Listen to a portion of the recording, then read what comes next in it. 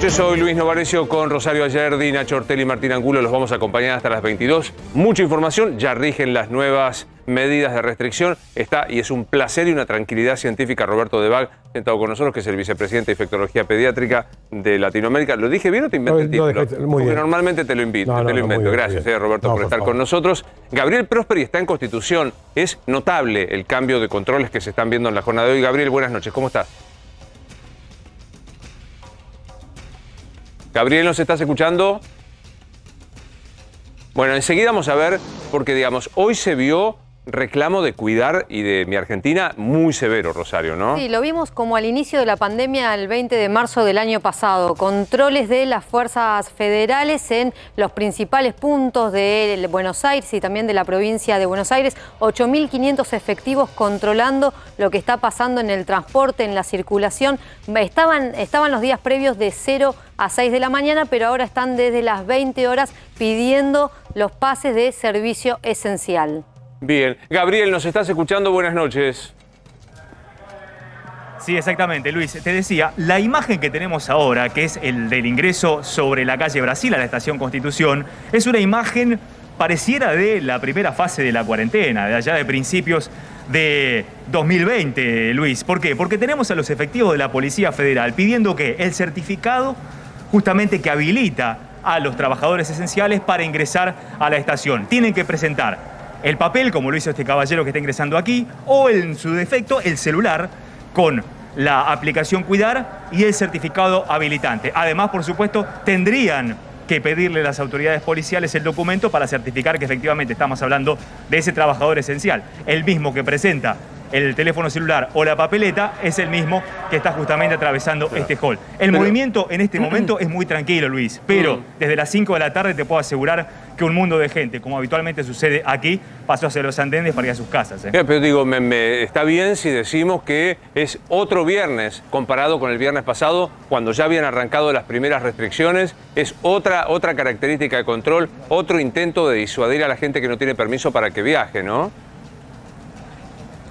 Absolutamente. Mira, a ver, Luis, si me acompañás y tengo un minutito, vos me decís nada más para mostrarte lo siguiente. Este es el ingreso por la calle Brasil. Es uno de los dos ingresos a la Estación Constitución. El único egreso de este hall hacia lo que sería la calle Lima es justamente aquella puerta. Y allí vos ves también, vamos a tomarlo con la cámara, que hay Policía Federal, efectivos de la Policía Federal, pidiendo también el certificado habilitante. ¿Para quién? Para aquellos que llegan desde los andenes a la Estación Constitución, tienen que mostrar el certificado habilitante como trabajadores esenciales. Si no lo hacen, los mantienen ahí, les labrarán un acta o en todo caso, les dirán, la próxima tenés que traer el certificado habilitante, si no, no vas a poder ingresar a la ciudad de Buenos Aires y te van a hacer tomar nuevamente el tren hacia tu lugar original. Este es el movimiento en el hall, aquí. Como vos ves, Luis, 8:30 prácticamente de la noche, bastante tranquilo el movimiento. Hay que decir también que ya rige desde las 8 de la noche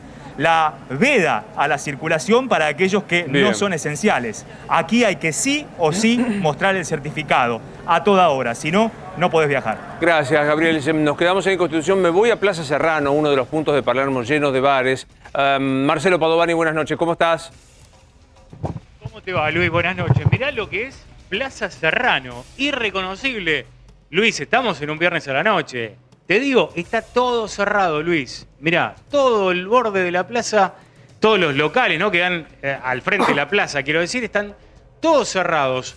18:45 aproximadamente, los propietarios de los boliches empezaron a decir a la gente, bueno, señores, se tienen que ir.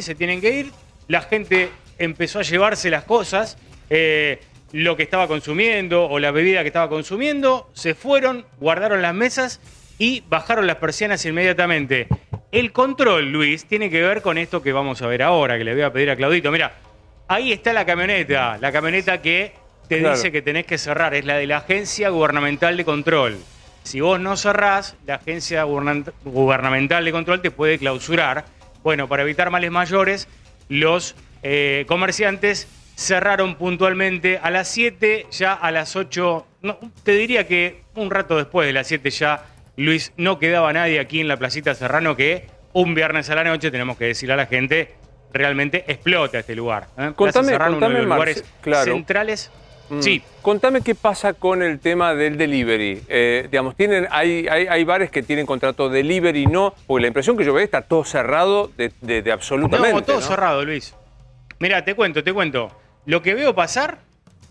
A ver, permitime un segundito, vamos a sacar la cámara, ¿eh? Perdón por la desprolijidad, pero lo que te quería mostrar era lo siguiente. Por esta bicisenda es incansable cómo pasan los chicos. Mira, acá viene otro, de estas aplicaciones de delivery, que es lo que vos decís. Los deliveries que vos decís.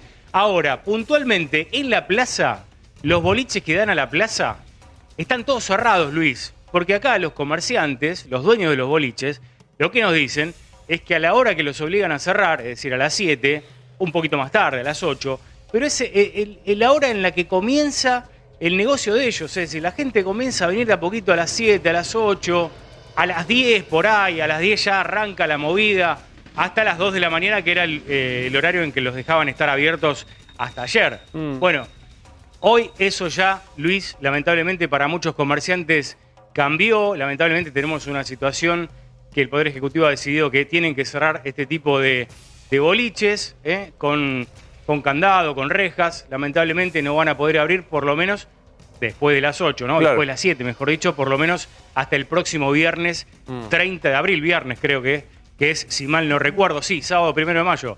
Viernes 30 de abril, entonces, la vigencia de esta medida. Gracias, Marcelo. Vamos a volver con ustedes. Me voy a sentar a charlar. Abrazo, Luis. Gracias. Hasta luego con el doctor Roberto Debac. Roberto, gracias por estar con nosotros. No, gracias. Es un gusto. ¿Qué impresión te da? Primero, ¿surtirán efecto estas medidas? ¿Estamos en condiciones de evaluar lo que pasó el viernes pasado? ¿Hay que esperar las nuevas restricciones? Bueno, no hay manera hoy por hoy de evaluar en 5 días qué es lo que pasó con una medida que fue la anterior.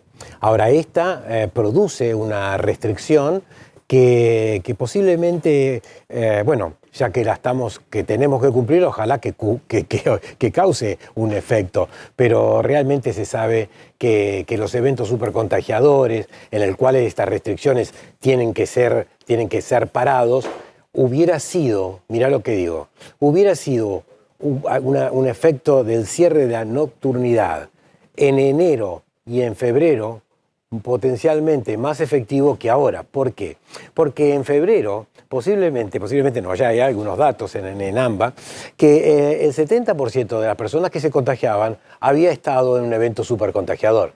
Pero ahora, en este momento, en esta semana, la explosión, producto de la variante del Reino Unido, producto de la mayor contagiosidad, muchas variables de este derrame viral que ocurrió. Yo hoy, por ejemplo, tuve 15 pacientes nuevos, que sigo 2 veces por día a través de mi celular, busco los alertas para internarlos, etcétera, que son amigos de amigos y amigos. De estos 15, 14 no saben dónde se han contagiado. ¿Qué quiero decir con esto?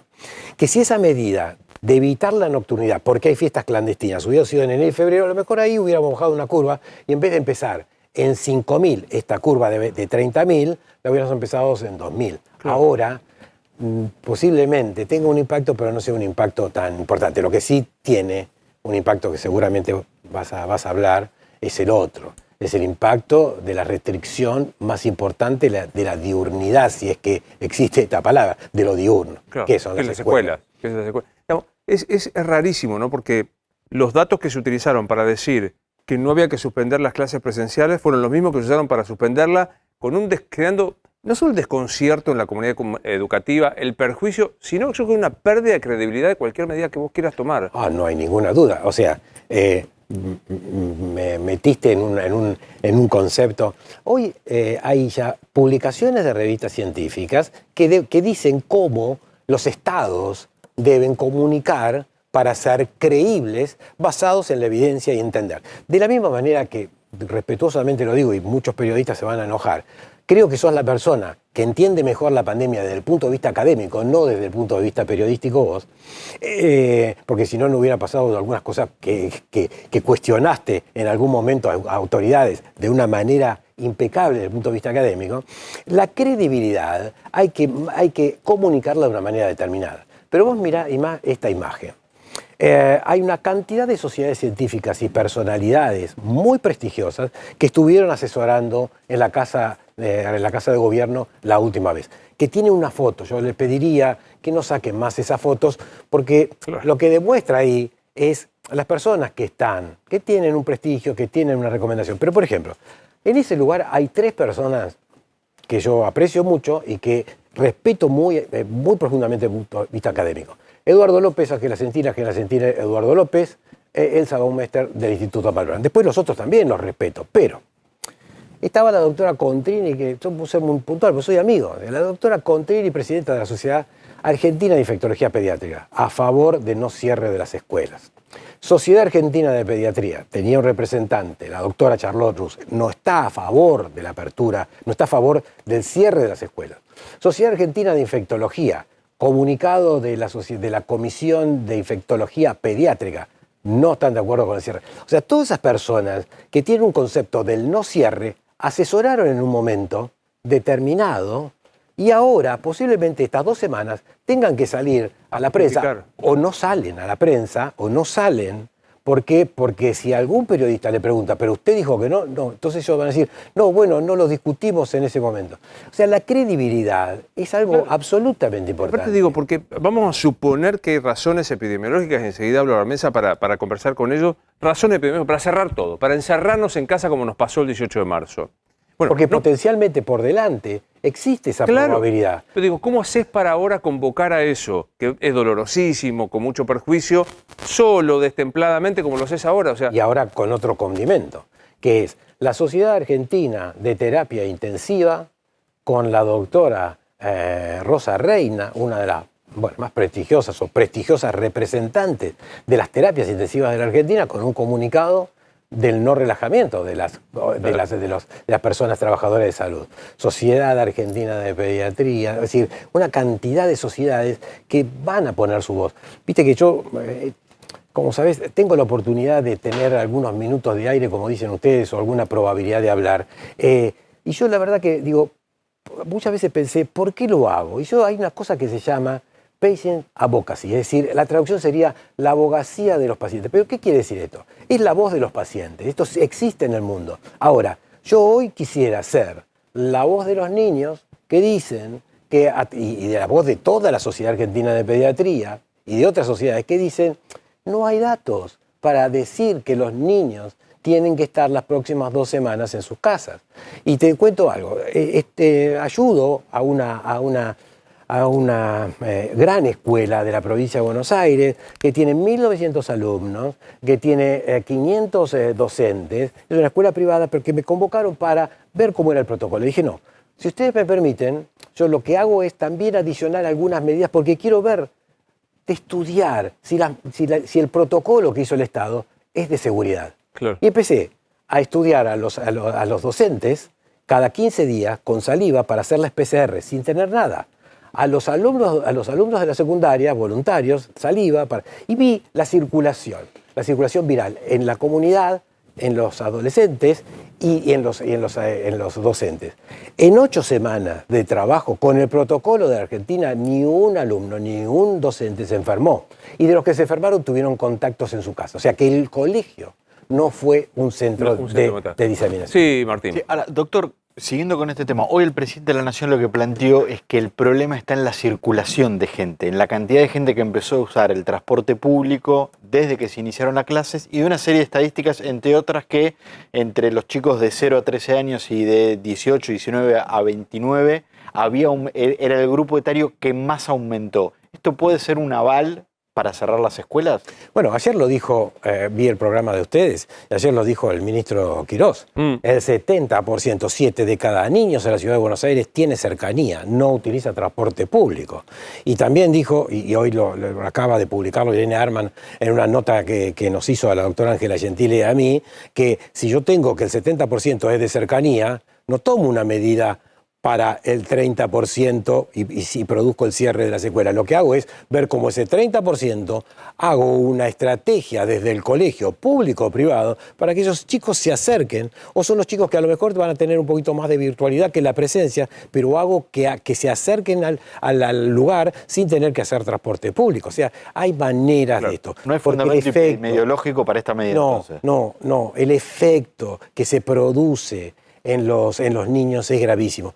No estoy hablando del problema cognitivo, del problema de aprendizaje con una tragedia educativa de un año. Estoy hablando de la emocionalidad de los niños a cualquier edad, inclusive de los que no se relata, que son los estudiantes universitarios, donde la depresión es un aspecto muy importante de la afectación de ellos. Los niños de otra manera, los adolescentes también.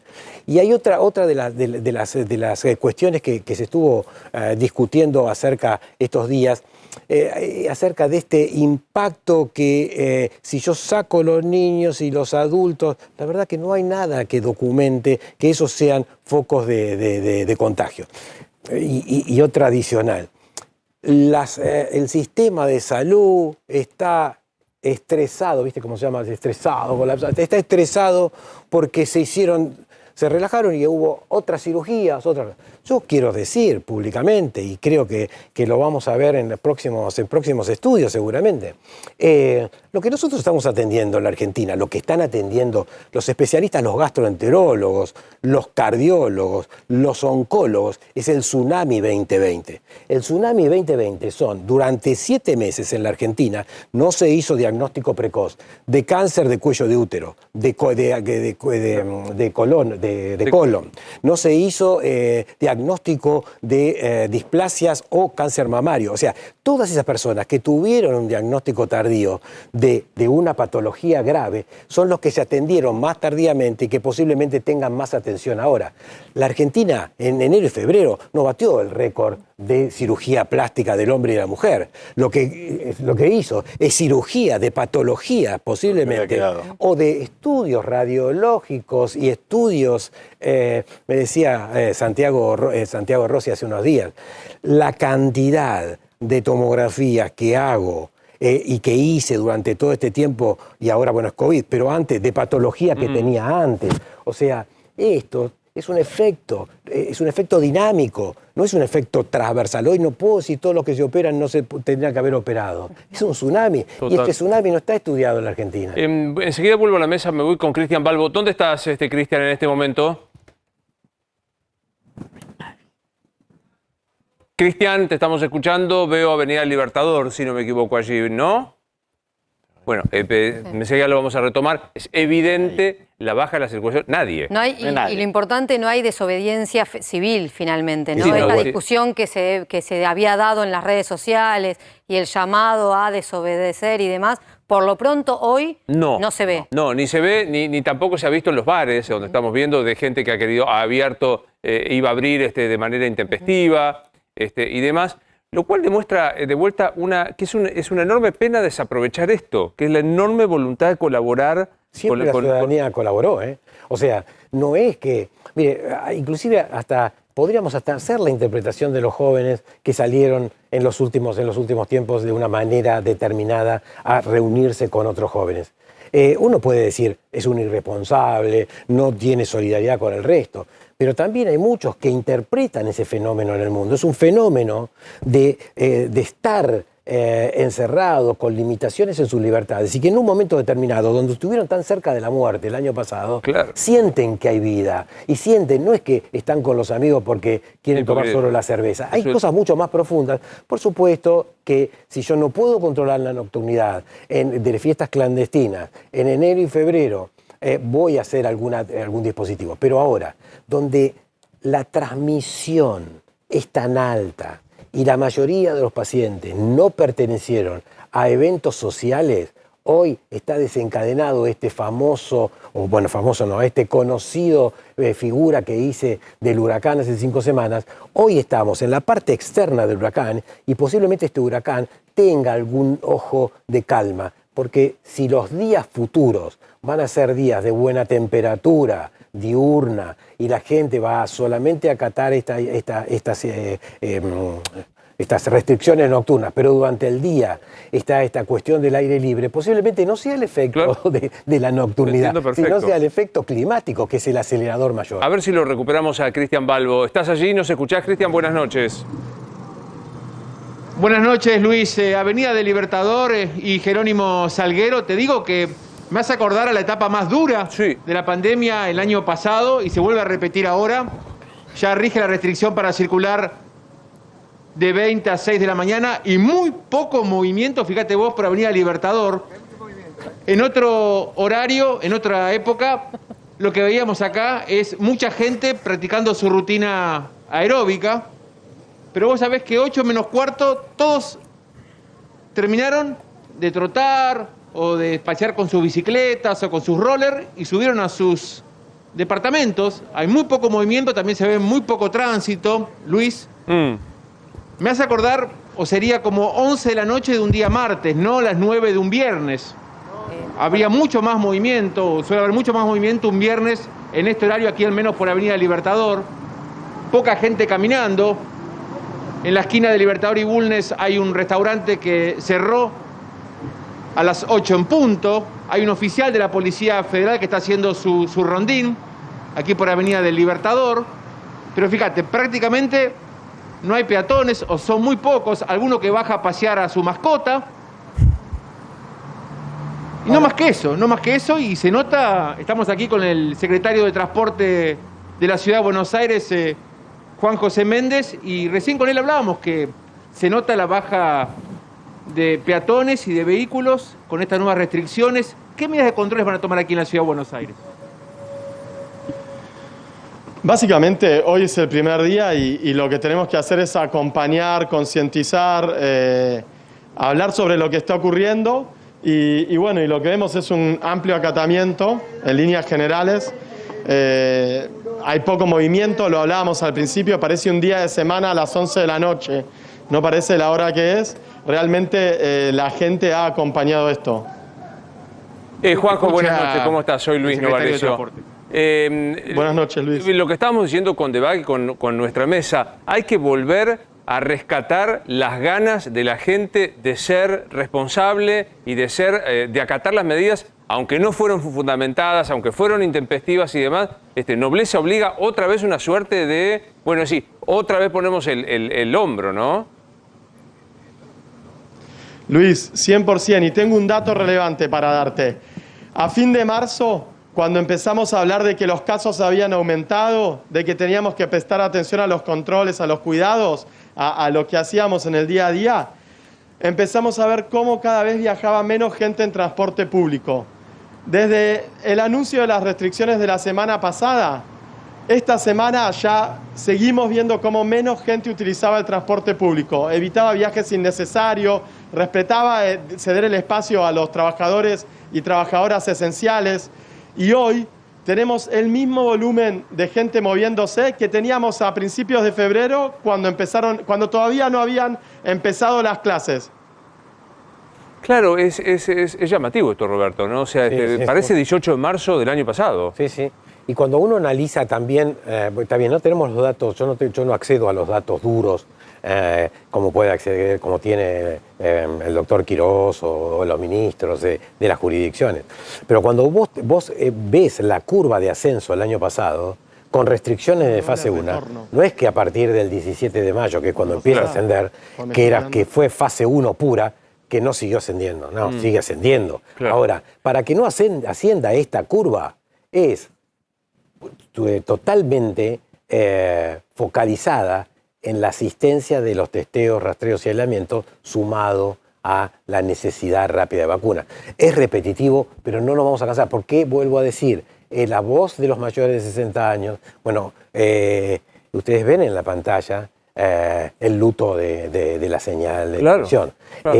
Yo no quiero producir ninguna referencia específica, pero una persona, el padre de una persona que quiero mucho, de 73 años, si hubiera accedido 4 semanas antes a una vacuna, no hubiera fallecido. No hubiese hecho hoy, no sé el dato de hoy de los fallecimientos, pero ayer hubo 368 personas que han fallecido en Argentina. Tenemos el dato del día de hoy, ahí lo vamos a buscar. Pero Rosario, ¿querés hacer una pregunta? Sí, me imagino que usted hablaba del estrés de los chicos de volver a la escuela. Me imagino que igualmente el estrés también de la pandemia debe ser importante y que debe haber también estudios de estrés de chicos que pierden los familiares durante esta pandemia. Sí, sí. Ahora, si no se vuelve a la escuela, testeos y vacunación, decía usted, pero ¿cuáles son las restricciones que hoy hay que tomar con 29.472 casos? Testeo y rastreo y localización. ¿No restricciones? No, porque las restricciones, vuelvo a decir, las restricciones de nocturnidad, si el Estado no puede estar presente para evitar fiestas clandestinas o cuestiones de eventos supercontagiadores, que ahora, con lo que dice Luis y lo que dicen ustedes, de concientización de la ciudadanía y la respuesta que tuvo, con credibilidad y 10 puntos específicos, uno puede tener menos restricciones. Pero el testeo no se puede. ¿Por qué? Porque vuelvo a decir, hoy tuvimos 30.000 casos. Mire, yo no me canso de repetirlo. 30.000 casos. Pero en la Argentina hubo 120.000. ¿Por qué? Porque hay un coeficiente de corrección que siempre decimos, que según el doctor Quirós, en pleno brote pandémico era 3.5 en Buenos Aires. Hoy debe estar, con mucha generosidad en Argentina, debe estar en 7. Pero pongamos que sea 4. ¿En 7? Sí, pero pongamos que sea 4. Sí. Pongamos que si hay 30.000 personas, multiplicamos por 4, son 120.000. De esas 120.000 personas, son 120.000 personas en las cuales el 30% o el 40% son asintomáticos, no sabemos dónde están. Y esas personas, que son el 30% de ese 120, que son otras 30.000, 40.000 personas, en 14 días se duplica, se triplica, porque el índice de reproducción, que era de 2, con una variante de alta transmisibilidad, con 60 o 70% mayor transmisibilidad, es más transmisible. Razón por la cual yo lo que tengo que focalizarme, hoy, en el día de hoy, deberíamos tener 300.000 testeos. Bueno, por supuesto, hoy fue un número récord, más de 120.000. 120.000, pero debemos tener 400.000.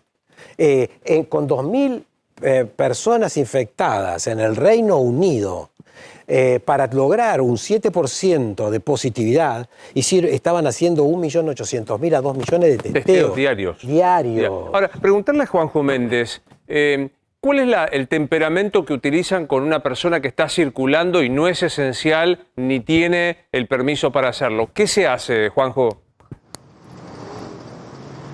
Luis, primero hay que tratar de entender la situación, ¿no? O sea, sabemos que es una problemática, pero tenemos trabajo informal, un montón de trabajadores y trabajadoras que quizás no son esenciales, pero que tuvieron que acudir a su lugar de trabajo. Entonces es, en la medida de lo posible, darles la oportunidad de volver a sus casas, de utilizar el transporte público, pero siempre respetando los protocolos. Porque lo más importante del transporte público es protocolos, utilización de tapaboca, el distanciamiento social, los aforos que se respeten. Y ahí tenemos que estar nosotros para acompañar y ordenar, pero entendiendo que mucha de la gente que se mueve lo hace por una necesidad de un trabajo que tiene que enfrentar. Entonces, cuidándolos y priorizando a los esenciales en el horario pico. Claro. Sí, Nacho. Sí, le quiero preguntar a Juanjo respecto al tema siguiendo con lo que vos planteabas, Luis. ¿Qué pasa si ven un runner? Ser runner, en este caso, no pareciera que genere un contagio, una aglomeración, tampoco sos esencial, tampoco estás yendo a un gimnasio, tampoco es que estás, entre comillas, de joda, como decían algunos funcionarios. ¿Frenan a un runner? ¿Gastan recursos del Estado para frenar a un runner o no? No, mira, Ignacio, los recursos del Estado tienen que estar enfocados principalmente en aquellas actividades que sí sabemos que representan un riesgo. Encuentros sociales de manera clandestina, aglomeraciones en el espacio público también, dentro del horario de la restricción y de manera clandestina. Pero por supuesto que si alguien sacó a pasear el perro o está dando una vuelta a manzana porque necesita, por su tranquilidad y paz mental, hacerlo, eso no es un problema en este contexto. Por sobre todo porque al aire libre sabemos que no es un riesgo, que además con la utilización de tapabocas, o sea, todo eso se tiene en consideración. Perfecto. Pero digo, se tiene en consideración, digo, encontrás ahora en Libertador y Salguero, ¿qué pasó? Necesito hacer esta aclaración. Esto es Libertador y Salguero, yo asumo que en la provincia de Buenos Aires, en el conurbano, no sé si está pasando lo mismo y si hay estos controles, ¿no? Pues estamos en un lugar privilegiado. Digo, cierro paréntesis. Encontrás en Libertador y Salguero a un señor que salió porque quería salir a la noche, que volvía de... ¿Qué hacen? ¿Le labran un acta? ¿Le imponen una multa? ¿Cuál es el temperamento? En principio es concientización, de vuelta, si es una persona que está volviendo a su hogar, es recordarle que hay una restricción durante el horario nocturno. Por supuesto que en el control, no sé, podemos también tener controles de alcoholemia y demás, pero lo más importante ahora es concientizar en la importancia de cuidarnos, de no estar en participar de reuniones sociales, aglomeraciones. Eso es lo que sí vamos a cuidar fuertemente. Aquello que sabemos que es un foco de contagio.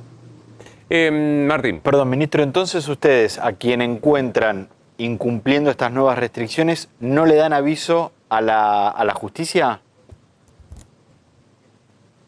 Sí, pero como te decía, nosotros vamos a poner el foco en aquellas situaciones que sabemos que ponen en riesgo la salud pública en el contexto de la pandemia. Sí, sabemos, claro, pero porque la evidencia lo ha demostrado, que caminar por la calle caminar por la calle no es un riesgo. Pero más allá de la concientización, y está bien que ustedes marquen esto, la consulta es si además le dan intervención a la justicia federal de la ciudad o a quien esté interviniendo.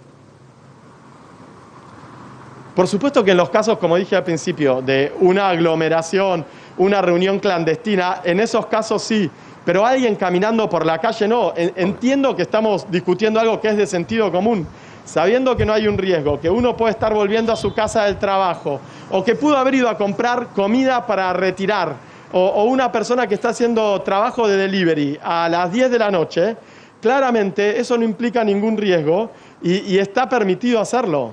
Sí, Rosario. Sí, Méndez, ¿qué pasó con la coordinación con la Policía Federal? ¿Están trabajando de manera conjunta? Porque incluso se habló en un momento de que la policía podía intervenir en la ciudad de Buenos Aires. ¿Cómo son los controles? En las conversaciones que nosotros hemos mantenido con el Ministerio de Transporte de la Nación, ellos están poniendo el foco en lo que se refiere a transporte, principalmente en los ferrocarriles, en lo que son las infraestructuras federales. Y donde siempre además han coordinado los controles y han trabajado ellos. Y nosotros, por ejemplo, estamos mucho más presentes concientizando y ordenando en los centros de transbordo, las paradas de colectivo, las de subte, en los entornos de las escuelas también. Me gustaría saber cuál fue el encuentro que generó el nuevo desencuentro entre Alberto Fernández y Horacio Rodríguez Larreta. Rosario. Bueno, ¿qué pasó hoy en la reunión? Obviamente hablaron mucho de lo que significó este índice epidemiológico. Los dos se contradecían, mostraban números, iban y venían, pero también hablaron de política y hablaron de lo que pasó en estos días con las cacerolas y Juntos por el Cambio. Y Alberto Fernández le hizo perdón que estamos con otra placa. Estamos hablando de la placa de la reunión entre Alberto y Larreta. A la hora que Axel Kicillof, que Horacio Rodríguez Larreta estaba así dando las declaraciones públicas que insistía con que las escuelas debían abrir, estaban reunidos Axel Kicillof y Alberto Fernández. Los televisores estaban apagados. No escucharon al jefe de gobierno porteño, Horacio Rodríguez Larreta. Larreta le advirtió al presidente Alberto Fernández que iba a anunciar que seguía pidiendo por la vuelta a clases, por lo cual ninguno de los dos decidió seguir de cerca la conferencia de prensa. Ahora, ¿de qué hablaron estos dos dirigentes que, recordemos, en la provincia de Buenos Aires, Axel Kicillof pedía aún más restricciones? Bueno, la adaptación obviamente al esquema de la provincia de Buenos Aires. Alberto Fernández le pidió especial control de la policía de la provincia de Buenos Aires. Recordemos que había incluso algunos enojos de Alberto Fernández en los últimos días porque no solamente en la ciudad no veía controles, sino en la provincia. Y un detalle, hoy Alberto Fernández fue a un acto con las fuerzas federales en donde pidió que no esté Sergio Berni.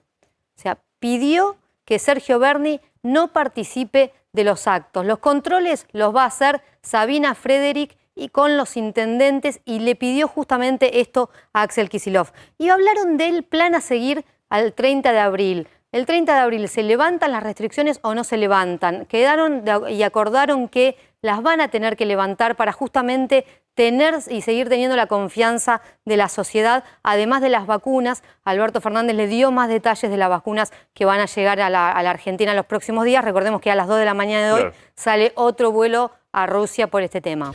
Hubo un informe que sí le muestra, Nacho, el presidente Fernández, que me gustaría compartirlo con Roberto Debag, al jefe de gobierno Larreta, para tratar de persuadirlo de que eran imprescindibles estas medidas, ¿no? Sí, Luis, es un informe que habla de cómo afectan los casos de contagio, en este caso la escolaridad en los chicos. Viste que Alberto Fernández en su discurso planteó que el rango etario más afectado eran los jóvenes entre 0 y 19 años. Fíjate el primer cuadro, este que tenemos, Luis, cómo marca cómo se disparó la curva de contagios a partir del arranque de las clases entre 13 y 18 años. Fíjate, la última curvita no es una curva, ya es una pendiente, ¿no? Es una pendiente terrible. Esto obviamente da la pauta de que en los colegios secundarios, según la visión del presidente, estaba teniendo, digamos, un impacto en los contagios. No en tanto dentro de las escuelas, porque hay un informe del Ministerio de Educación que es contundente, dice que dentro de las escuelas no ocurre, pero sí tal vez afuera. Fíjate el segundo cuadro, aumento porcentual de la incidencia... Perdón que te interrumpo, Nacho, lo hago desprolijo. El anterior cuadro te hace modificar la idea respecto... Nada, porque si ustedes se fijan... A ver si lo podemos ver de vuelta. Perdón, director, ¿eh? No, si ustedes se fijan... Mira, casos diarios, media móvil, 7 días. Estamos hablando de casos, de número de casos. No estamos hablando de casos por 1000, casos por cada 100. Es decir, que es acá tenés a la derecha, a la izquierda, claro. perdón. Entonces, sí tenés un aumento, pero como pasa en todo el mundo, es decir, los niños con estas variables en Latinoamérica son más afectados. Los jóvenes son más afectados. Por eso es que eso ocurre. Pero eso no significa que esos niños sean, por ejemplo, en ese punto, 200 fíjese niños... en enero, fíjese en enero, Esperate, no es por que defender, la verdad que yo traigo la información, después obviamente usted es el que sabe, pero en enero, acá estamos. El máximo de enero... ¿Esto es enero? Vacaciones, no, fíjate que está la flechita, Luis. Vacaciones, 116 casos. Acá, y acá tenés el comienzo de clase. Claro, justo en el momento en el que se debatía sobre la nocturnidad. Luego eso bajó y... vuelve a crecer. Que carece de... Bueno, por supuesto que tendríamos que tener los números que están del otro lado de esta gráfica. Yo supongo que esto al presidente alguien le dice. Pero, sí, porque no se va a poner a armarlo el presidente. Yo no tengo, una visión política, no tengo una crítica al señor presidente, no, todo lo contrario. Ojalá el señor presidente le llevaran los datos que sean los más reales, los más académicos. Mire, yo voy a contar algo que mucha gente no lo conoce porque vivimos en la Argentina. El segundo sí habla, perdón, el segundo cuadro... Esto, en el mes de enero no había variantes del Reino Unido circulando. Había variantes Wuhan, linaje anterior, donde no afecta a los niños, donde afecta en baja incidencia a los niños. Pero las cepas del Reino Unido producen esto. Porque el segundo cuadro sí habla de aumento porcentual, Luis. Sí, decime por favor. Así aumento porcentual. Y acá lo veo un poquito más claro. En edad, esto está por rango de edad, ¿verdad? Sí, rango etario, 0 a 9 años, hay un aumento 80%. De 10 a 19, bueno, claramente, según estos cuadros que el presidente le muestra a Larreta, hay una influencia de alguna actividad. Yo desconozco... ¿Cuánto representa del universo de estudiantes? Bueno, lo que uno debe saber, que esos de 10 y 19 años, ¿cuántos fueron niños que se contagiaron por los colegios? Yo vuelvo a decir, por los colegios no, está claro que según los datos del Ministerio de Educación, no tuvo que ver las aulas. Exacto. El tema es la circulación. Lo que plantean, más allá del transporte público, es el chico se enferma porque en su casa tiene a alguien con el virus. Lo lleva a la escuela. Es lógico. Es lógico. No es un problema de los jóvenes, de los niños y adolescentes de 10 y 19, sino que lo que pasa en la comunidad, el incremento, hace incrementar también los diferentes grupos etarios. Y sobre todo si hay variantes del Reino Unido, donde sabemos que en Latinoamérica y en Estados Unidos, con la circulación del Reino Unido, cuando toma intensidad, cuando produce estas cuestiones explosivas, produce eso. Eso es producto, no es producto de los jóvenes, es producto del virus, del análisis. Claro. Espera que está Juanjo, no te entendí. Perdón, Gonzalo. Está Juanjo Méndez, que es el responsable de transporte de la ciudad, y quiero decir, para entender lo que va a pasar desde el lado de la ciudad el fin de semana, Juanjo, ¿cuál va a ser el modo de trabajo de la ciudad? ¿Qué se va a hacer y cómo se va a reaccionar para tratar de controlar las restricciones de la circulación? El principal foco, como dije al principio, va a estar puesto en la concientización, en acompañar a los vecinos para que respeten las nuevas restricciones, las normas de circulación, En líneas generales, vamos recién 1 hora de la aplicación de estas nuevas restricciones y lo que estamos viendo es en la calle muy poco movimiento, relativamente muy poca gente caminando. Entonces, básicamente vamos a estar para aquellas situaciones que realmente son un riesgo. Aglomeraciones clandestinas, aglomeraciones en el espacio público que pueden generar un riesgo a la población. Y al resto acompañar y concientizar. Gracias, Juanjo, por atendernos como siempre, ¿eh? Buenas noches. Hasta luego. Bueno, la impresión que uno tiene, insisto, mirando esta imagen, que es un recorte absolutamente parcial y arbitrario. Yo quiero ver qué pasa en la provincia, qué pasa en los lugares donde hay menos controles y demás. Es que, sin embargo, hay voluntad de la ciudadanía de acompañar. Bueno, porque el jefe de Estado, al cual recibe el asesoramiento, por el cual toma una política, tiene que determina una política, y la gente tiene hoy, esto demuestra que tiene credibilidad y que todavía confía y toma esa restricción. Ahora, ojalá, y esto es un pensamiento, vuelvo a decir, no político, reciba nuestro presidente, reciba la información de los análisis de formas adecuadas, que sean análisis profundos de los datos. Mira, los Estados Unidos hay un centro que se llama Centro del Control de los Estados Unidos, Centro de Control de Enfermedades de Estados Unidos, CDC. El CDC tiene un director. El director es un civil, pero en el momento que se transforma en director, se transforma en un grado militar, porque depende directamente del presidente. Ahora, ese director de CDC recibe recomendaciones de los asesores que tienen no conflicto de intereses, que no hablan con nadie, que dejan un acta rápidamente y que esa acta es pública y que el presidente la reciba a través de su director. Esto sería como un ministerio. Claro. Ahora, lo que recibe es un análisis profundo, académico, en el cual le hacen comprender al presidente, como desde el punto de vista académico, cuáles son los riesgos y cuáles son los beneficios. Y los presidentes toman decisiones, porque es lógico.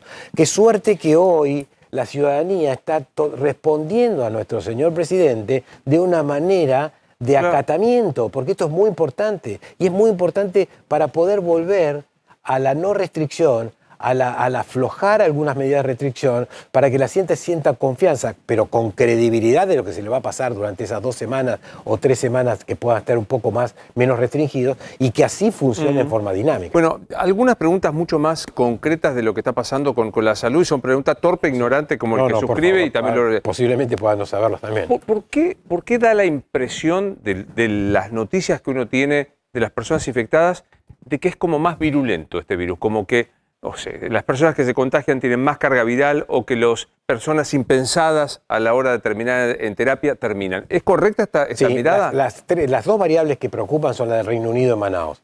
Las 2 tienen mayor contagiosidad, mayor severidad. Ahora hay un nuevo artículo que baja un poquito la severidad, pero hay mayor cantidad de personas.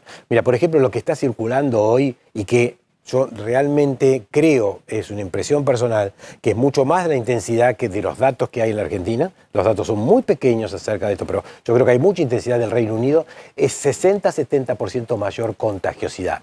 Y afecta a los jóvenes. Vos antes afectabas a los jóvenes y el 90% de los jóvenes tienen enfermedad moderada, leve o moderada, y un 10% tiene enfermedad severa. Ahora, cuando vos tenés 100.000 jóvenes en un momento determinado con una cepa que tiene baja transmisibilidad. Ahora, esa misma cantidad de jóvenes, cuando tiene una cepa que es 70% mayor transmisibilidad, no van a ser 100.000, van a ser 700.000. Y de estos 100.000, había 10.000 que iban a tener una asistencia hospitalaria. Ahora son 700.000. Claro. Son muchos más. Claro. Saturan, estresan, y los jóvenes, cuando entran con severidad a los hospitales, a las instituciones, a las terapias intensivas, están más tiempo, porque los jóvenes tienen mayor probabilidad de sobrevida y no quedan en el tiempo de una terapia intensiva con pacientes mucho mayores, con comorbilidades, que tienen más alta mortalidad, y muchos tienen poca probabilidad de tiempo. Entonces los jóvenes usan más tiempo producto de la asistencia que reciben.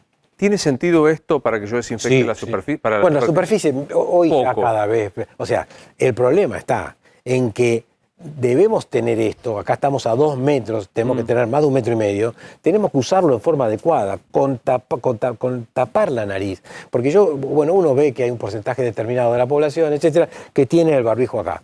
los receptores del virus están en el tracto respiratorio, pero la mayoría entran por la nariz. Esta manía mía de fumigar a todo el mundo cuando entro a la radio no tiene ningún sentido. La ventilación, el distanciamiento y la utilización de tapabocas cuando no estás distanciado. Gracias, Doc. Un placer verte como siempre. Bueno, y feliz cumpleaños. Bueno, mañana. Mañana, por favor. Martín, ¿cuáles son los fundamentos de la ciudad para ampararse y ir nada menos que a la Corte para que resuelva el tema de escuelas? Bueno, a ver, lo contamos con estas imágenes. El argumento principal que dice el gobierno de la Ciudad de Buenos Aires es que la decisión, el decreto de necesidad de urgencia que suspendió las clases presenciales, afecta la autonomía de la Ciudad de Buenos Aires. ¿Por qué? Porque dice que como gobierno provincial que se asemeja a una provincia, la Constitución le da la facultad de poder regular la cuestión educativa, entre otras materias como la salud y como la justicia. Y lo que dice en el gobierno de la ciudad es que esto es directamente una suerte de una intervención federal del gobierno nacional sobre la ciudad de Buenos Aires. El otro punto que marcan es que el decreto de necesidad de urgencia se dictó sin ningún fundamento ni dato epidemiológico. Esto que estábamos discutiendo. ¿Los colegios contagian o no contagian? Bueno, ¿qué es lo que dijo la ciudad? No contagian. Y le llevó a la Corte los mismos números que Larreta estuvo mostrando y el resto de sus funcionarios estos días, que solo el 0,71% de los alumnos y personal docente y no docente se contagió y que de todas las burbujas que tenían armadas en las escuelas se tuvo que aislar al 2,1% y que de ese 2,1% solo el 0,012% dio positivo de coronavirus. Lo que hablamos también al comienzo, el gobierno le pidió a la Corte una cautelar para que antes de resolver la cuestión de la constitucionalidad o no, suspenda la medida y que las clases presenciales puedan volver cuanto antes. En principio el lunes. Difícil que esto pueda llegar a ocurrir, pero hay que esperar a ver qué es lo que dice la Corte. Y lo que contamos al principio del programa, la última novedad de lo que tiene que ver con el expediente es que la procuradora fiscal ante la Corte, Laura Monti, dictaminó que es el máximo tribunal el que debe intervenir en la causa. ¿Por qué hay como unos cañones ubicados hacia Diego Santilli? Bueno, lo vimos durante enero y lo escuchamos también durante febrero, Diego Santilli hablando de qué pasaba en caso de llegar a un nuevo pico de la pandemia. Si querés, recordamos en aquel momento lo que decía. A ver. Todo el mundo. La regla ha sido la de la presencialidad. Claro. Cuando tenés un problema en una escuela, en una burbuja... ¿Ustedes están dispuestos a dar marcha atrás, como ha pasado en España, en Italia, en Inglaterra, si hay aumentos de los casos dentro de escuelas, a la presencialidad y volver parcialmente a lo virtual? Pero es que precisamente esa es la regla. La regla es la presencialidad y si tenés pico de casos como viste en Europa, podés cerrar 15 días, podés cerrar 30 días, podés ver en un aula, en una escuela. Digo, eso es lo que hizo todo el mundo, pero eso es lo que han hecho nuestros vecinos, lo que ha hecho Latinoamérica, lo que ha hecho Estados Unidos, lo que ha hecho Europa, lo que ha hecho Asia, lo que ha hecho el mundo.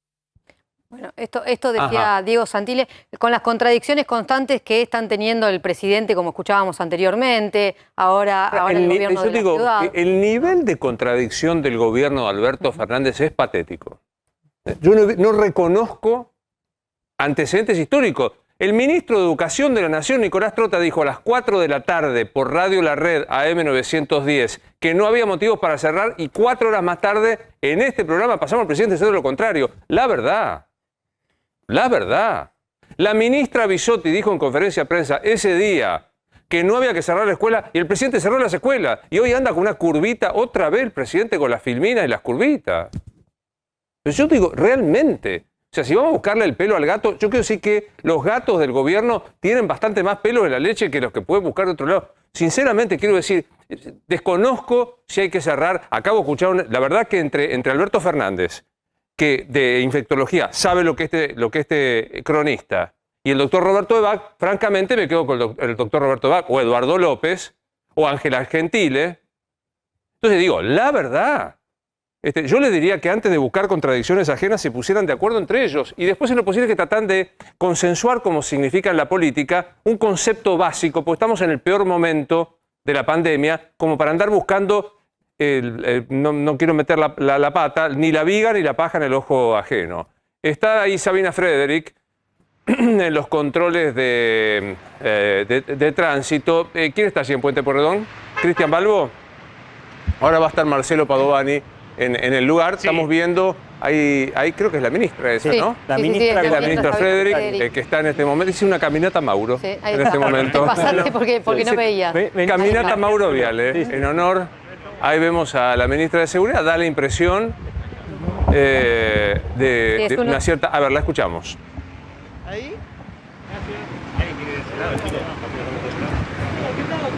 Vamos a ver qué dice la ministra Frederick. Están supervisando los controles, Luis. Está muy bien. No, el control en principio es disuasivo. Nosotros necesitamos que la gente no salga de su casa, salga más temprano del trabajo para que la circulación se corte a las 8 de la noche. Pero en el caso de que, por supuesto, la gente circule fuera del horario permitido, por supuesto que se puede penalizar. Ahora, siempre la penalización requiere de la intervención del juzgado, ¿sí? La penalización requiere de la intervención del juzgado. Se le abre un acta, se da intervención al juzgado y en función de eso se determina cuál es el criterio a adoptar. Ahora, ministra, ¿cómo es el procedimimiento? Porque hace un ratito veíamos que alguien la bajaron y le dijeron que tenía que ir caminando.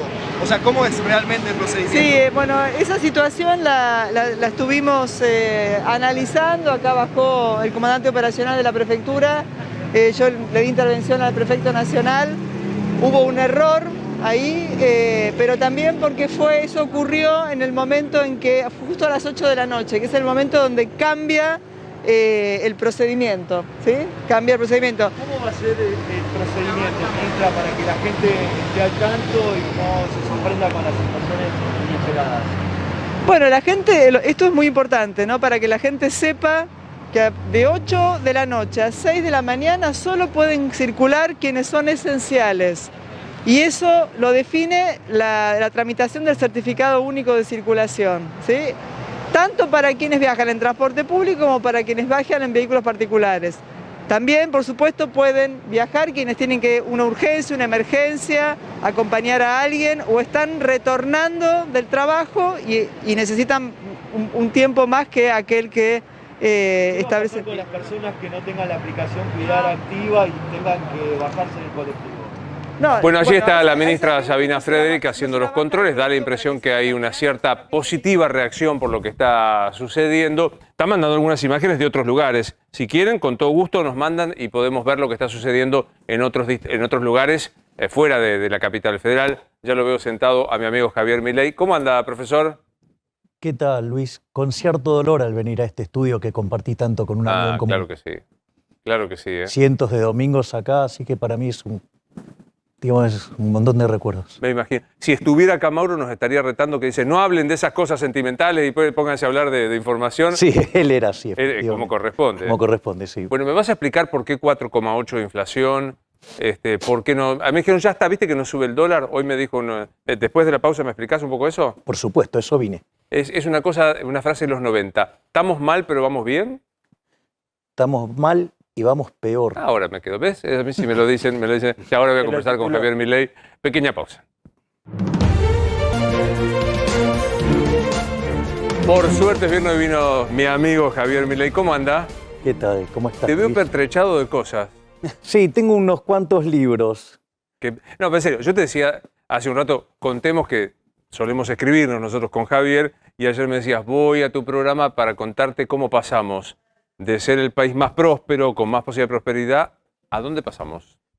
Argentina pasó en poco más de un siglo de ser el país más rico del mundo a ser el furgón de cola de América Latina. Argentina, en 1895, la fuente es Angus Madison, Argentina alcanzó el PBI per cápita más alto del mundo. Entró en el siglo XX cabeza a cabeza con los Estados Unidos. Después, a partir de 1916, Argentina empieza a hacer giros ideológicos, abraza cada vez sustanciales dosis de socialismo, y ahí es cuando Argentina empieza a perder crecimiento respecto al mundo, entra a la pandemia 70, es decir, que en cerca de 120 años perdimos 70 puestos, por decirlo de alguna manera. A un año de la pandemia estamos 120, o sea, perdimos 50 más. en un año. Es decir, para tener un orden de magnitudes. Cuando vos mirás el PBI per cápita de Argentina, aún con la recuperación que espera el gobierno a partir del rebote, que podría ser una expansión del PBI entre el 6 y el 7%, eso implicaría estar 18% en términos per cápita de lo que estábamos en el 2011. Pero esto no es todo. Cuando vos tomás los datos de PBI per cápita para América Latina, Argentina está de la mitad de la tabla para abajo. Y si vos corregís utilizando el tipo de cambio paralelo, que es al que podés comprar, Argentina está en el furgón de cola. Es decir, la decadencia de Argentina es monstruosa. Mira, hay un libro muy lindo de Gerardo de la Paulera y Alan Taylor que se llama Tensando el ancla. Y lo menciono, digo, al margen de lo maravilloso del libro, arranca con un extracto de Carlos Fernández Díaz Alejandro, un economista cubano que estudió en Estados Unidos, pero enamoradísimo de Argentina y se la pasaba en Argentina. Y ya, digamos, en los 70s describía la decadencia argentina. Si llega a ver esto, se levanta de la tumba y se suicida. Ahora, Javier, digamos, ¿seguimos en el mismo rumbo para pasar de número 1 a 70 y a 120? O sea, ¿estamos conduciéndonos en el mismo rumbo? Sí, yo creo que estamos cada vez peor. Es decir, la lógica es que además, en gran parte de la sociedad quiere salir de esta situación que nos está matando con más veneno. Entonces, o sea, bueno, si vas a ingerir dosis crecientes de veneno, digo, vamos a terminar peor. ¿Qué significa? Es simpático, ¿no? Inflación del 29% votada en el presupuesto y llevamos acumulada 18, si la memoria no me falla. 13. Digamos, ¿qué significa que persistamos? El ministro Guzmán, el equipo del ministro Guzmán dice, bueno, tendemos a eso. No, es falso que tendamos a eso. A ver, si yo tomo los últimos 12 meses, la inflación acumulada es cerca de 43%, 42,6%. Año a año, o sea... Los últimos 12 meses. Sí. Si yo miro los últimos 4 meses y los anualizo, estoy viajando al 60 anual. Y si tomo el dato punta, estoy viajando al 75% anual. Y eso está ocurriendo con controles de precios, con tarifas pisadas y brecha cambiaria. Si vos solamente corrigieras la brecha cambiaria por el impacto que tiene en el precio de alimentos y cómo los alimentos impactan sobre el índice, que es prácticamente un tercio, te vas a niveles de arriba del 100% de inflación. Cuando vos mirás la inflación mayorista, hace meses que viene viajando a niveles del 100%. Entonces, la realidad es que si yo te... Mirá, es espantosa la historia que te estoy contando de inflación porque, por ejemplo, lo que te marca la evolución de mayoristas es que no la vas a poder bajar la minorista. Entonces, ¿y querés que te diga algo? Es lo menos grave de todo. Si miro el desequilibrio monetario, es peor. Si miro el desequilibrio fiscal, es peor. Si miro el desequilibrio externo, es peor. Si miro el desequilibrio en términos de cantidades, o sea, lo que hablamos del PBI, es peor. Si miro en términos de el mercado de trabajo, es peor. El salario real es el mismo que el del 2004. Si miro la cantidad de pobres, es peor y además con los niveles de tensión social que tengo. En el país de los alimentos tengo 5 millones de argentinos que se cagan de hambre. Ahora, digo, el gobierno dice, todo esto que nos está pasando, la inflación, el 50% de pobres, 1 de cada 2 chicos menores de 16 años en situación de pobreza, tiene que ver con la pandemia, le pasó a todo el mundo. No, es falso porque esos números argentinos ya venían siendo malos antes de la pandemia. Es verdad, digamos que, a ver, una de las cosas que también es cierto es los errores de la Organización Mundial de la Salud en considerar que esto era una nueva peste española hizo que el 99% de la caída de la tasa de crecimiento del PBI en el mundo sea explicado por las cuarentenas y no por la pandemia. Es decir, gran parte, digamos, es el error en cómo se diagnosticó el problema. Eso se puede ver con mucha claridad en un trabajo que hizo Barro, Ursúa y Wen, que hizo ¿qué le pasaría al mundo si se parece a la peste española? Bueno, ahora como vos le pifiaste 100 a 1, 200 a 1, según cómo lo mires, Bueno, o sea, le pifiaste, digamos, la caída del PBI entre un 99 y un 99,5% tiene que ver con los modelos de cuarentena. Entonces, la realidad es que, ahora, es cierto que el mundo erró también, pero a ver, el mundo en promedio cayó 3,5, ponele. Argentina 10, o sea, el triple. Ahora, hablemos de valores que son de todos los días de la economía de quien nos está viendo y nuestra mismo, que siempre sorprenden. ¿Por qué el dólar está planchado? Me da risa, ¿no? Porque si uno hace comparaciones con la devaluación, digo, ¿por qué está quieto desde hace unos meses? Bueno, hay un par de cuestiones muy interesantes por qué el dólar está planchado. Una es, voy a explicar una cosa que es un poquito técnica, pero que vale la pena. A ver. ¿Cómo se determina el precio del paralelo? El precio del paralelo es el contado con liqui. ¿Vos qué es el contado con liqui? Comparas bonos acá en pesos y los vendés en Nueva York en dólares. Y te quedan los dólares en Nueva York. Es la forma que vos tenés para llevarte dólares, o sea, para salir de los pesos. Entonces, ¿qué es lo que pasa? Cuando vos comprás esos títulos acá, el precio de ese bono en pesos sube. Y cuando vos lo estás vendiendo en Estados Unidos, el precio de ese bono cae. Entonces, el tipo de cambio de referencia de qué sale, de tomar el precio del bono en pesos dividido el precio del bono en dólares. Entonces, cuando vos te asustás y salís a comprar bonos, a hacer contado con liqui, sube mucho el precio en pesos, cae mucho el precio en dólares y eso es lo que te hace subir el tipo de cambio. ¿Qué es lo que hizo el gobierno? Está usando la plata de todos nosotros de las jubilaciones para vender bonos en pesos. O sea, está reventando bonos para frizarte el tipo de cambio. Punto 1. Punto 2. Desde el mes de diciembre,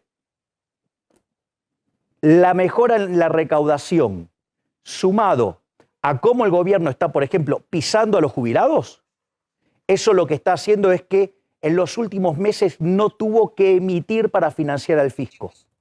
Consecuentemente, también le quitó presión al dólar. Ahora, entonces, ¿qué está arreglado los problemas de Argentina? No, Luis, no. A ver, para que te des una idea, las grandes crisis de Argentina, Rodrigazo en 1975, volamos por los aires con un déficit fiscal de 14 puntos del PBI. La tablita cambiaria del 82... Machinea. No, el 82 es... no, 82 Coso. Martínez Dios y después, ¿cómo era que se llama? Lorenzo Sigo cuando dijo, el que apuesta al dólar pierde. ¿Cómo? Claro. 11% de déficit en términos del PBI. Alfonsín, el hiper del 89, 9%. El final de la convertibilidad, 7%. El año pasado terminamos con 8,8% de déficit. De déficit. Es decir, y desde el Instituto Patria quieren hacer 2 puntos más de déficit. O sea, no aguanta. O sea, en la cuestión fiscal no te aguanta. No te aguanta la cuestión monetaria. Yo tengo una base monetaria, ¿sí? Y tengo escondida dentro del Banco Central entre LELIQs y PASES una base monetaria y media. Es decir, que en un lapso de 7 a 28 días vos podrías multiplicar por 2,5 veces la base monetaria. Es más, si vos llegás a tener un déficit como el del año pasado y lo volvés a financiar con emisión monetaria, podés multiplicar la base monetaria por 3,5 veces. Y no solo eso, si a eso le sumás que el año pasado vos, por ejemplo, recibías dinero, pero ¿en qué podías gastar? En alimentos. Sí, lo podías estaba abierto, claro. Claro, podías gastar. Alguna cosa de e-commerce, Claro, pero las cosas de limpieza de la casa, ¿sí? Y podías gastar, digamos, los servicios que estaban pisados. Y los alimentos, o sea, con retenciones y brecha. Entonces, ¿qué era lo que pasaba? Vos se te generó, te sobraba plata. Ahora, esa plata, querías comprar dólares y no podías porque tenés los controles. Entonces, eso genera un problema que en la economía se llama sobrante monetario. Esa relación de M1 en términos del PBI, que en términos nocionales, o sea, el número normal debería ser 4% del PBI, es 12%. Es decir, que ahí tenés escondido también una triplicación de precio. Entonces, si yo tengo 3,5 de potencial de emisión de dinero y tengo 3 de inflación reprimida por ese sobrante monetario, o sea, si yo multiplico 3 por 3,5 me da 10,5. O sea, hay una inflación potencial de que si la gente se pone de traste, salta al 950%. Te llevo al otro tema. Hoy hay una tenida, una pulseada dentro del gobierno para ver qué se hace con el precio de la carne y con la carne que se exporta, que es un clásico, ya hemos visto hasta el hartazgo. Te cierro el grifo de las exportaciones para creer que vos abasteces el mercado interno y bajás el precio y vos sabés que después lo que pasa es desabastecer. ¿Por qué se insiste en esto? Te cuento un chiste muy bueno que lo cuenta De Pablo en sus libros, es genial. Dice que se lo hace porque en un momento el peso de la carne dentro del índice era muy grande. Entonces querían hacer el índice de precios sin carne. Hermoso. O sea, bien de Argentina. En la Argentina. Claro, obvio. Entonces, De Pablo, con esa brillantez que lo caracteriza al profe, dice, suponga que usted es el ministro de Economía, entonces lo llama el presidente y dice, quiero que baje el precio de la carne. Y el ministro dice, ¿usted está seguro? Sí. ¿Puedo hacer lo que sea? Sí. Entonces, bueno, vamos a hacer un decreto. El decreto dice que a partir de las 12 de la noche, el que tiene 1 kilo de carne en la carnicería va a ser degollado en la plaza. ¿Qué pasa? Te tiran la carne, el precio de la carne baja. Ahora, ¿cuál es el problema? Que al otro día no hay carne después. Bueno, ese es el problema que aparece, es el del desabastecimiento. Lamentablemente, nosotros ya entramos en una etapa peor que precámbrica. Justamente por uno de los motivos por los cuales te traje este libro. Los controles de precios no funcionan nunca. Hay evidencia desde el 2800 a.C. que los controles de precios no funcionaron nunca. Nunca funcionaron. Y siempre generaron desabastecimiento. Punto 1. Punto 2. Como si todo eso fuera poco, cuando tomás la historia de Argentina de la segunda mitad del siglo XX en adelante, en el único momento que no hubo inflación fue en la convertibilidad. No habían controles de precios. Y no solo eso, pero ahora, digamos, la arrogancia, digamos, de Paula Español y de Matías Culfas ya, digamos, llega al paroxismo. Porque, ¿cuál es el argumento de Hayek en La Factoría de la Arrogancia? Los demás lo hacen mal porque son tontos. Es decir, es el imbécil de Kichilov diciendo la Unión Soviética se cayó porque no tenía el Excel cuando tenía los mejores matemáticos del mundo junto a los Estados Unidos. O sea, como que no pudieran invertir una matriz insumo-producto. Por favor. Pero al margen de ese problema, acá, digamos, entonces, le dan una vuelta de tuerca adicional donde además ahora quieren controlar las cantidades. Es como que yo venga y te diga, mira, Luis, ¿sabés qué? Vos ahora tu salario va a ser tanto. Ponele, la mitad del que debería ser, o peor, la mitad del que estás cobrando. Y como si fuera poco, ahora te voy a obligar a trabajar 16 horas por día.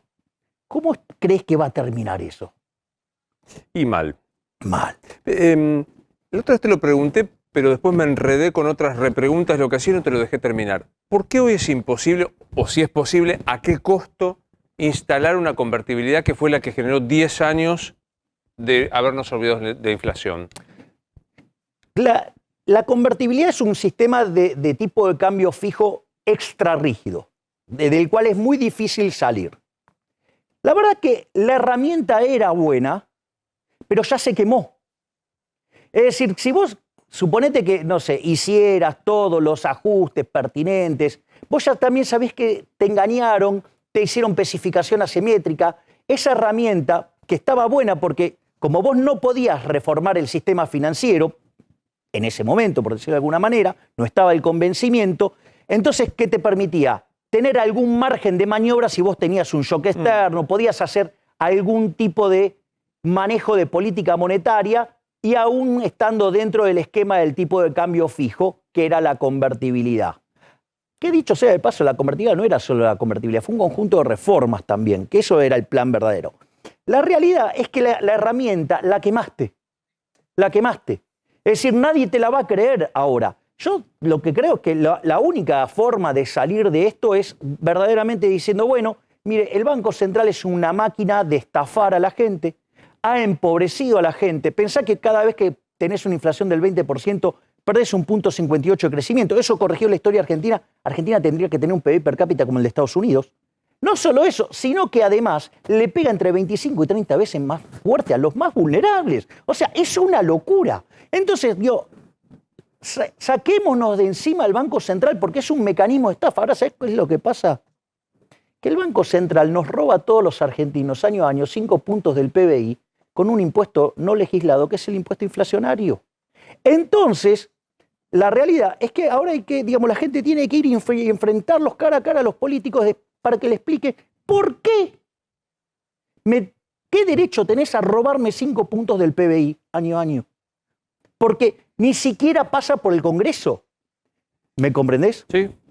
Sí, Nacho, querías preguntarle. Sí, Javier, me sumo a esto que planteas respecto a la gente diciéndole a los políticos, vos vas a ser candidato ahora, probablemente, ¿no? Desmentir. Yo soy candidato, sí. ¿Sos a diputado? Sí, candidato a diputado, sí. ¿Por la ciudad? Por la Ciudad Autónoma de Buenos Aires. Candidato a diputado nacional por la Ciudad Autónoma de Buenos Aires. Te eligen, diputado. Supongamos que te eligen. ¿Cómo te imaginas en el Congreso dialogando, entre comillas o no, con 256 o los que sean? Porque ahí me imagino vas a tener en algún punto que ceder en algún punto y en otro para negociar algún proyecto que quieras impulsar. Bueno, lo primero que sí puedo hacer es mostrar que no soy como los demás.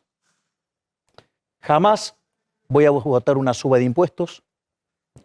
Jamás voy a votar algo que implique un avance sobre la propiedad privada. Jamás voy a avanzar sobre las libertades individuales. Con lo cual, digamos, o sea, tanto... Ese es tu límite. No. Eso es una base. ¿Sí? O sea, y eso, digamos, no es menor.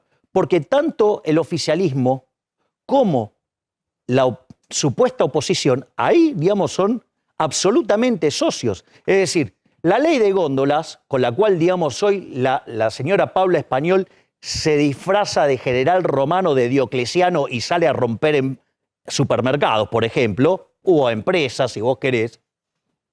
Digo, la ley de góndolas la mandó el gobierno de Cambiemos, lo mandó Lilita Carrió a instancia de Prat-Gay.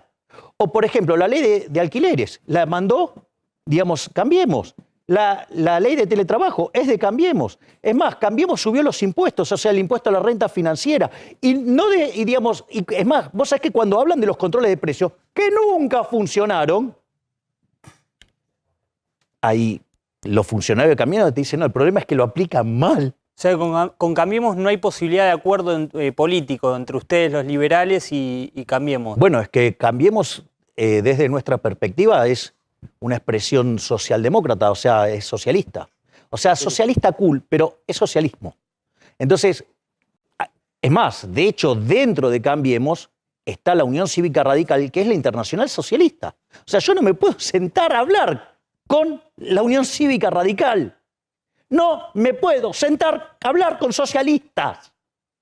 Así como no me podría sentar a hablar con el kirchnerismo duro. No negocio con asesinos. La izquierda es un movimiento asesino, porque donde se aplicó el modelo plenamente fue un fracaso en lo económico, en lo social, en lo cultural, y además asesinaron a 150 millones de seres humanos. Yo no puedo tener nada con cualquier expresión de izquierda. O sea, porque además yo creo en la libertad, yo creo en el individuo, y no, digamos, de que un conjunto de iluminados que se hacen llamar el Estado y que en nombre de, que lo hacen en nombre del Estado, se arrogan eso y le rompen la cabeza a la gente. O sea que no va a poder negociar nada. O sea, izquierda afuera, kirchnerismo afuera, Juntos por el Cambio afuera. Con... No, porque hay partes de Juntos por el Cambio que son razonables y hay partes del peronismo, digamos, que es muy razonable. Si igualmente sí, tiene que, para ir a una elección, y en este año se va a evaluar, tiene que pasar el piso de la ciudad de Buenos Aires, lo que pasa con muchos liberales que son simpáticos en televisión, pero después no tienen votos, y después ver si puede discutir todo esto en el Congreso, ¿no? Bueno, digamos, peor... A ver, me gusta el punto. A ver, yo, digamos, lo que veo es que la evidencia empírica internacional muestra que aquellos que abrazan las ideas de la libertad les va 8 veces mejor que los países reprimidos, tienen 25 veces menos de pobres estándar y 50 veces menos de pobres extremos, les va mucho mejor, viven bien. Y entonces, digamos, yo voy a tratar de transmitirle esto a la población. Ahora, puede ser que yo no sea la persona indicada, puede ser que no sea el momento indicado, digo, puede pasar cualquier cosa. Y si no soy elegido, me vuelvo a mi casa y se terminó. Digo, tampoco es tan grave. Voy a hacer porque tenés un laburo privado del que has vivido toda la vida. Y Claro. Bueno, de hecho, vos sabés, yo lo dije públicamente, yo voy a renunciar a la dieta. Y eso es muy interesante, porque yo no voy a vivir del fruto del trabajo de los argentinos. Yo voy a seguir viviendo de la mía. Voy a hacer una pequeña pausa porque me quiero dar, imagínate ya como legislador, como te planteaba Nacho, ¿qué pasaría con las restricciones que estamos viviendo en el día de hoy? Tema escuelas, tema circulación, nocturnidad. Dame un segundo, pausa. Recién hablaba con Javier del tema de las restricciones en Argentina. Déjame dar un panorama de Estados Unidos y Uruguay. Dos realidades distintas. A Adrián Sack, siempre con su impecable información. Buenas noches, ¿cómo estás? ¿Qué tal? Muy buenas noches, Luis, Javier y equipo. Bueno, hoy acabamos de pasar las 200 millones de dosis aplicadas entre las tres vacunas, ¿no? La de Pfizer, la de Moderna y la de Johnson & Johnson, que se encuentra suspendida ahora. Pero aún con esta suspensión entre las de Pfizer y Moderna, juntamos hoy casi 4 millones de dosis aplicadas en un solo día.